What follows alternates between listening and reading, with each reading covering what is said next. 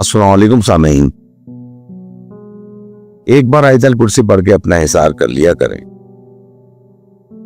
क्योंकि जब जब इन मखलूकात की बात होती है ये आपके इर्द गिर्द जमा हो जाती है। तो अल्लाह ताला हम सब पर अपना रहम फरमाए।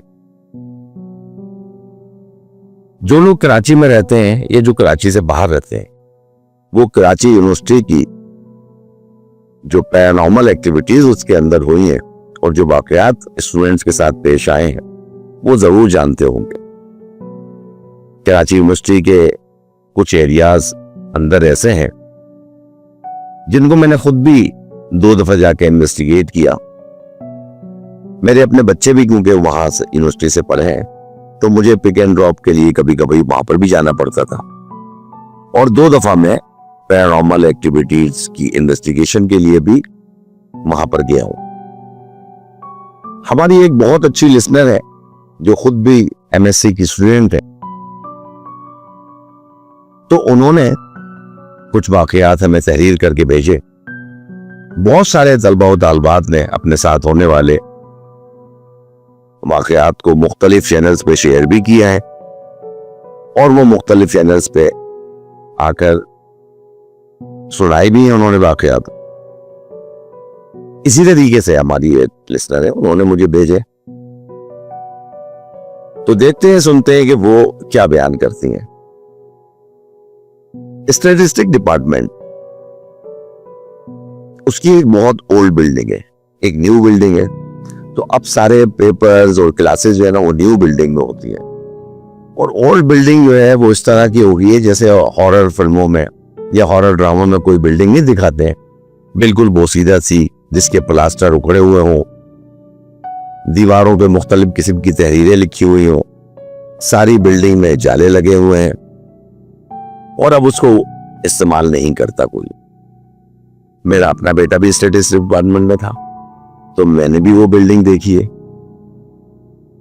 तो ये बताती है कि हमारे पेपर्स हो रहे थे, तो नई बिल्डिंग में कोई रूम खाली नहीं था, तो हमारी टीचर ने कहा कि चले आपको ना ओल्ड बिल्डिंग के एक रूम में जो है ना आप अपना बैठ के पेपर दे दें। वो हमें ओल्ड बिल्डिंग के एक रूम में ले गई और हमारा पेपर होने लगा। जब पेपर हो गया बिल्कुल नॉर्मल था सब कुछ। हम पेपर देके जब बाहर निकले तो मेरी साथी की एक जो पानी की बोतल थी वो अंदर ही भूल गई। जब हम बाहर निकले तो काफी गर्मी थी, बहुत गर्मियों के दिन थे और कैंटीन बहुत दूर थी, तो हमें प्यास लगी। हमने कहा वो मेरी दोस्त ने कहा कि मैं बोतल तो अंदर ही भूल गई हूं, तो हमने कहा यार कैंटीन पे जाने से बेहतर है कि हम वो बोतल जाके उठा लेते हैं। हम दोबारा उस क्लासरूम में चले गए बोतल लेने के लिए, तो वहां के फैंस और लाइट जो है ना सारी ऑन थी। जबकि पेपर देके जब हम बाहर निकले थे तो टीचर ने खुद वो सब ऑफ की थी। और इत्तेफाक की बात है कि उस दिन एक टीचर ने एक छोटा सा लेक्चर भी दिया हमें कि यूनिवर्सिटी भी जो है उसको अपना घर समझा करें, अगर मतलब बाहर निकल रहे हैं तो फैंस और लाइट्स बंद कर दें, क्योंकि लाइट का यहाँ पर बड़ा मसला रहता है, बिला वजह लाइट्स में ना खर्च होगी इलेक्ट्रिसिटी। तो एक छोटा सा 1 मिनट का उन्होंने लेक्चर दिया, तो वो हमारे जहन में गूंज रही थी बात उनकी। हमने कहा ये आज ही हमारे साथ हो गया, तो हमने कहा कि उसको लाइट्स और फैन जो है ना सारे ऑफ कर दिए। हमने पानी की बोतल उठाई और लाइट्स और फैन ऑफ कर दिए। जैसे ही हमने उनको ऑफ किया 1 सेकंड के अंदर वो लाइट्स और फैन दोबारा ऑन हो गए। हमें बड़ी हैरत हुई। हमने कहा अभी हम इस जगह से पेपर देके निकले हैं, कोई स्विच वगैरह का भी कोई इशू नहीं था, बिल्कुल ठीक ठाक था सब, तो ये अचानक कैसे? हमने जहन पर जोर भी नहीं दिया, हमने दोबारा ऑफ कर दिए, फैंस भी ऑफ कर दिए और लाइट भी सारे स्विच ऑफ कर दिए। अब जब हमने दोबारा ऑफ किया ना तो फिर दोबारा जल गए सारे, फिर दोबारा ऑन हो गए। और उसके साथ साथ जो खिड़की का दरवाजा था, खिड़की का जो पट था, वो जोर से 2-3 दफा खुला और पटक के बंद हुआ, बहुत जोर से हवा में, जैसे बहुत तेज हवा से हो या किसी शख्स ने उसको जोर लगा के ना बंद किया। जब वो खिड़की का दरवाजा 2-3 दफा खुला और बंद हुआ और वो लाइट्स जो खुली खुद ब खुद बंद हुई, खुद ब खुद ऑन हुई, फिर खुद ब खुद जली, फिर खुद ब खुद ऑन हुई, यानी कि 2-3 दफा जब ये अमल हुआ फिर हम एकदम परेशान हो गए। हमने कहा चले हम बंद करते थे ये ऑन हो जाती थी, अब तो ये खुद ऑन हो रही है, खुद ऑफ हो रही है और जल्दी जल्दी। शायद वहां पर किसी मखलूक ने अपनी मौजूदगी का हमें एहसास दिलाया और हमने अपनी पानी की बोतल उठाई और तेजी से कदम बढ़ाते हुए उस क्लासरूम से बाहर निकल गए और फिर इसी तरीके से हम अपने घर चले गए। हमें नहीं पता चला कि किस तेजी से किस तरह से हम अपने घर पहुंचे। घर पहुंच के हम चारों दोस्तों को हाई ग्रेड फीवर हुआ, 103, 104, और हम लोग ऐसी बातें, क्लासेस ऑफ हो गई थी, पेपर था, लास्ट पेपर था, तो हम क्लासेस में नहीं गए दोबारा। हम घर पे 4-5 दिन तक बुखार में पड़े रहे। जब हमारी क्लासेस दोबारा शुरू हुई और फिर हम दोबारा यूनिवर्सिटी गए तो फिर हमने अपनी टीचर से उस वाकये का जिक्र किया।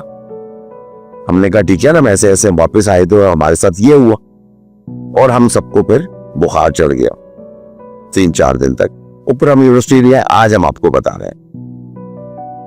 तो वो टीचर जो है ना मुस्कुराने लगी और मुस्कुराते हुए उन्होंने कहा कि चलें आज आपने जिक्र किया तो मैं भी आपको एक वाकया सुनाती हूं जो मेरे अपने साथ हुआ।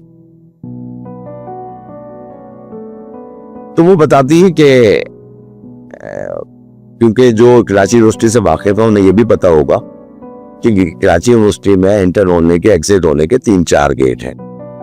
एक मेन यूनिवर्सिटी रोड पे मेन गेट है ये कराची यूनिवर्सिटी का, फिर यूनिवर्सिटी रोड पर ही एक शेख जैद गेट है, वहां से भी तलबा व तालबात एंटर होते हैं, वापस आते हैं। एक मस्कन गेट है जो मस्कन की तरफ आके निकलता है, जो गुलशन में रहने वाले हैं वो गेट इस्तेमाल करते हैं। तो ये बताती हैं कि वो टीचर के मैं जो हूँ और मेरे एक मेल फ्रेंड जो कुलीग थे वो मस्कन गेट की तरफ से रोज जाया करते थे क्योंकि हमें गुलशन की तरफ जाना होता था। और जो इवनिंग क्लासेस ऑफ होती हैं तकरीबन 8:30-9 बजे, तो वो इलाका बिल्कुल सुनसान हो जाता है।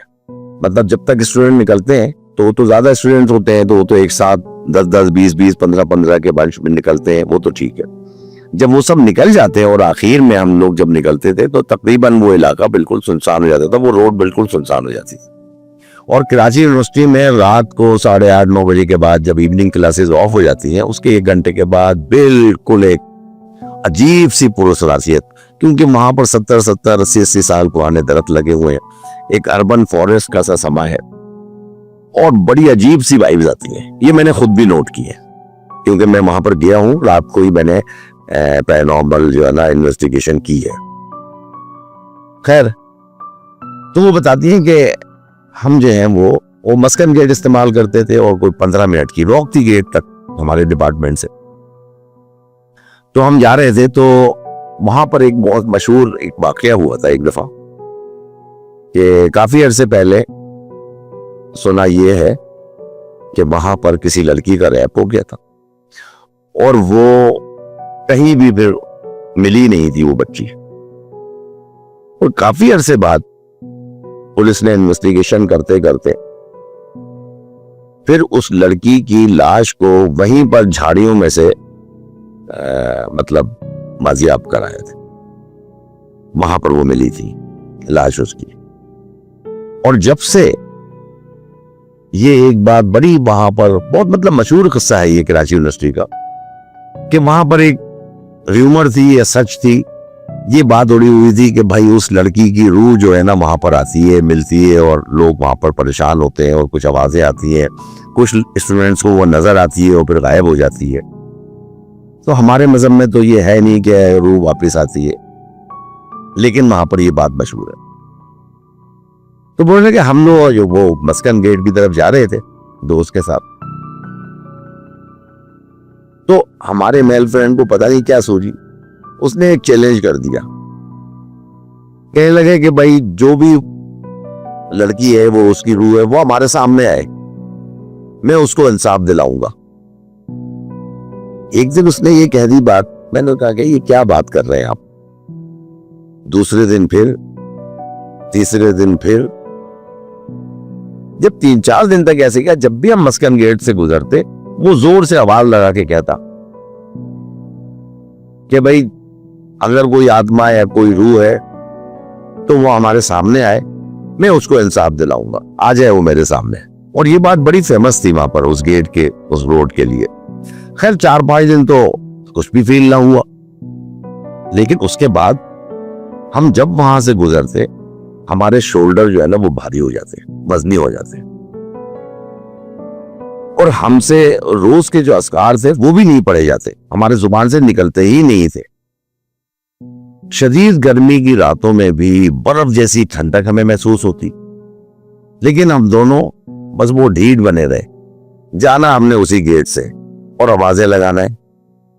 खैर उसने, लड़के ने आवाजें लगाना तो छोड़ दी थी अब, लेकिन एक दिन अचानक मुझे ऐसा लगा कि मेरा बैग पड़ा हुआ था शोल्डर पर, वो किसी ने खींच के ना नीचे गिरा दिया है।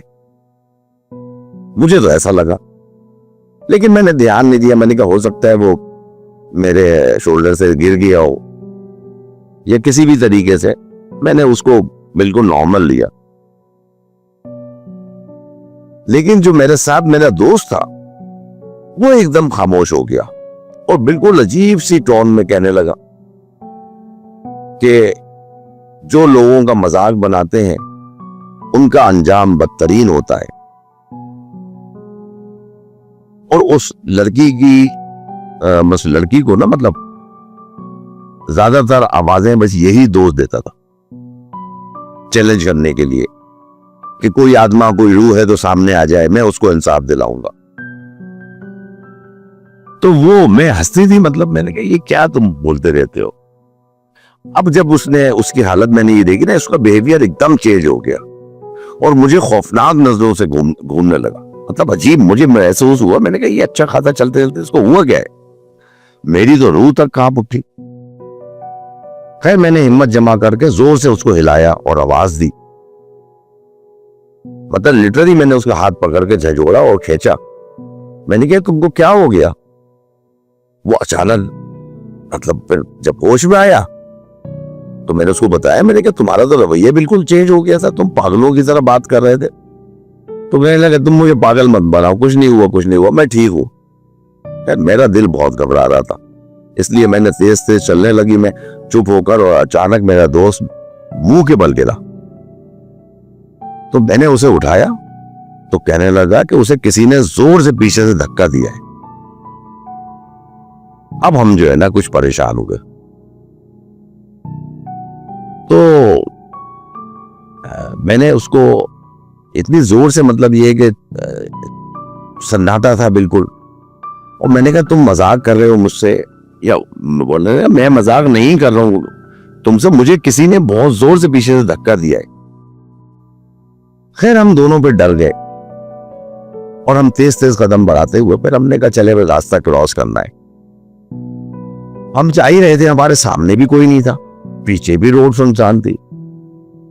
हमने देखा कि अचानक न जाने कहां से ख्वाजा सा जो है ना हमारे सामने आ गया। अब हमें पता नहीं चला कि पूरी रोड सुनसान पड़ी है सामने, न पीछे कोई न आगे कोई, ये अचानक आ किस रास्ते से गया। और फिर हमारे करीब आकर रुका, आंखें उसकी बिल्कुल रेड जैसे नशा किया हुआ हो,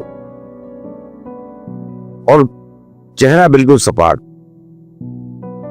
और जोर जोर से हमारे सामने आके हंसने लगा। और फिर कहने लगा तुम इतनी सी चीजों से डर गए, घबरा गए, और जो घर पर तुम्हारे साथ होने वाला है फिर वो कैसे बर्दाश्त करोगे। और पागलों की तरह बस पर हंसता हुआ, जैसे बिल्कुल दीवाने लोग होते हैं ना, मजूब टाइप के, इस तरह से हंसता हुआ और एकदम भागता हुआ कहीं चला गया। और हमने आगे पीछे देखा तो विद इन मतलब 5 सेकेंड वो गायब हो गया। अब हमारी हालत खराब हो गई। हम दोनों ने बस लिटरली भागना आया तेज तेज चलते हुए, तो वो रास्ता क्रॉस किया और हम मस्कन गेट पे पहुंच के अपने अपने घरों को चले गए। उसके बाद ना मैं एक हफ्ते तक यूनिवर्सिटी गई और ना मैंने अपने दोस्त को कांटेक्ट किया। फिर जब मैंने कुछ टाइम के बाद कॉल की नंबर पर, तो नंबर जो है ना कंटिन्यूसली 3-4 दफा मैं कॉल करती रही, तो no response no response no response आने लगा। तो उसकी एक बहन फेसबुक पे कभी कभार मुझसे सलाम दुआ करती थी कि उसके घर वाले भी मुझे जानते थे, मेरे घर वाले भी उसको जानते थे। तो मैंने उसको ढूंढने की गरज से 2-3 मैसेज किए और उसकी खैरियत पूछी। वो उस पे उसकी बहन का रिप्लाई आया, और रिप्लाई क्या आया कि आइंदा उससे कांटेक्ट करने की कोशिश नहीं करना, उससे कांटेक्ट नहीं होगा, वो बाहर चला गया है। और उसने ये टेक्स्ट लिख के मुझे ब्लॉक कर दिया। अब मैं उससे भी बात ना कर पाऊं, और मैं परेशान कि भाई वो इतना गरीब फैमिली का था, ना अफोर्ड कर सकता था बाहर जाना, और ना उसके प्लान में था अभी इतनी जल्दी बाहर जाने का। तो ये एक हफ्ते में कैसे मुझ से बाहर चला गया, और उसकी बहन ने मुझे ब्लॉक कर दिया, तो मैं आगे बात भी नहीं कर पाई उससे। खैर मैंने अपने घर में भी सडन बहुत सारी चेंजेस फील की, और मैंने क्या फील किया कि हर वक्त इंटेंस माहौल। मेरी अम्मी नमाजें पढ़े, नमाजी तो वो थी हमें अम्मी मेरी, और नमाजों में बहुत रोने लगी, नमाज पढ़ती दुआ मांगती बहुत रोने लगी। एक दिन तक आकर मैंने पूछा कि आखिर आपको क्या परेशानी है अम्मी? तो कहने लगी कि तुमने बहुत ज्यादती की है, तुमने ठीक नहीं किया। मैंने बहुत पूछा कि मैंने क्या कर दिया ऐसा जिस पर आप रोती रहती हैं और ऐसी दुआएं करती रहती हैं, और मेरे पूछने पर आप कह रही हैं तुमने ठीक नहीं किया? तो मैंने ऐसा क्या कर दिया? कुछ नहीं बताया उन्होंने। आप यकीन करें मुमताज साहब कि वो बताती हैं कि 1 महीने तक न वो कोई दवाई लेती थी, न उनको कोई तकलीफ थी, लेकिन 1 महीने तक वो अजीब तरीके से इसी तरीके से न किसी से बोलती और मेरे से बात करने में बताती कि तुमने ठीक नहीं किया। उनको हार्ट अटैक हुआ सीवियर किस्म का, और मेरी अम्मी इस दुनिया से चली गई। ना उनको कोई बीमारी थी, ना वो कोई मेडिसिन लेती थी, बस अचानक ही, और मेरी दुनिया तो जैसे लुट गई। अब मेरे साथ क्या होता है कि मुझे पता नहीं चलता, और मेरे दोस्त का अभी तक कहीं कुछ पता नहीं चला। मैं रातों को अपने बेड पर डरती हूं, कांपती हूं, और मेरे रूम के कोने में जब मेरी आंख खुलती है तो मुझे ऐसा लगता है कि कोई औरत बैठी हुई है, और वो यही कह रही है कि तुमने अच्छा नहीं किया। अब मुझे समझ नहीं आता कि वो औरत कौन है, वो ख्वाजा सरा कौन था जिसके अल्फाज मेरे दिमाग में ऐसे हथौड़े की तरह बरसते हैं। उसके लास्ट अल्फाज कि तुम घर जाओ, फिर देखोगे तुम्हारे साथ क्या क्या होगा। मैं अपनी किताबें निकालती हूं तो वो अंदर से जली हुई निकलती हैं। मेरे घर के मेरे कमरे के कोने में वो औरत का मौजूद होना, और मुझसे इस तरह से रोती है और अजीब नजरों से मुझे देखती है, और मुझसे यही कहती है कि तुमने ठीक नहीं किया, तुम्हें इसका अंजाम भुगतना पड़ेगा। मेरी दुनिया भी लुट गई, मेरी मां चली गई। उस दोस्त का आज तक पता नहीं चला कि वो कहां गया, जिंदा है या नहीं है। उसने कभी दोबारा यूनिवर्सिटी ज्वाइन ही नहीं की, ना वो यूनिवर्सिटी में नजर आया। और वो औरत या वो लड़की जो मुझे उकड़ू बैठी हुई मेरे कमरे में मुझे घूरती है और मुझे ये कहती है तो मेरा भी अपनी हालत बहुत खराब होती, मैं परेशान हूं। तो ये किस्सा जो है, उसके बाद फिर हमने वो मस्कन वाले गेट को हमेशा के लिए छोड़ दिया। मैं कभी उसके गेट से, फिर मस्कन वाले गेट से कभी वापस नहीं आई, ना जाती थी ना वापस आती थी। मैंने वो दूसरा वाला गेट जो है इस्तेमाल करना शुरू कर दिया।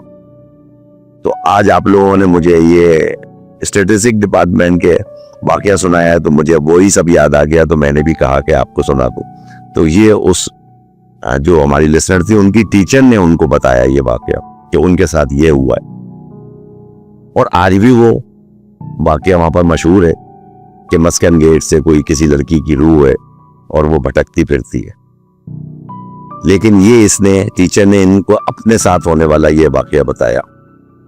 किताबें अंदर से जली मिलती हैं, खोलें तो अलमारी खोलें तो उसमें अजीब सी मतलब आवाजें आती हैं, कमरे में वो औरत बैठी हुई मिलती है। फिर ये सादा किस्सा इन्होंने अपने स्टूडेंट्स को सुनाया। तो ये दोनों वाकयात जो है, हमारी एक लिसनर है, वो खुद भी एमएससी की स्टूडेंट है वहां पर, तो उन्होंने हमको भेजे और बोला मुमताज साहब ये आप जरूर अपने स्ट्रीम पर या टेप में शेयर कीजिएगा। सामीन आपको कैसे लगे ये वाकयात? कराची यूनिवर्सिटी तो आपको मशहूर है इन पैरानॉर्मल वाकयात के लिए। जरूर बताइएगा मुझे कमेंट्स के जरिए, और अगर आपको अच्छी लगी हो तो जरूर लाइक और शेयर कीजिएगा। अपना बहुत ख्याल रखिएगा। अल्लाह हाफिज।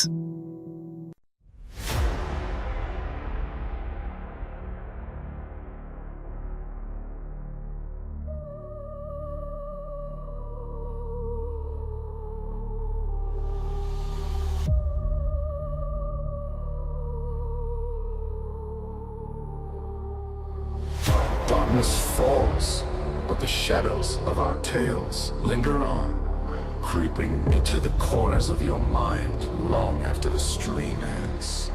Sleep tight if you dare.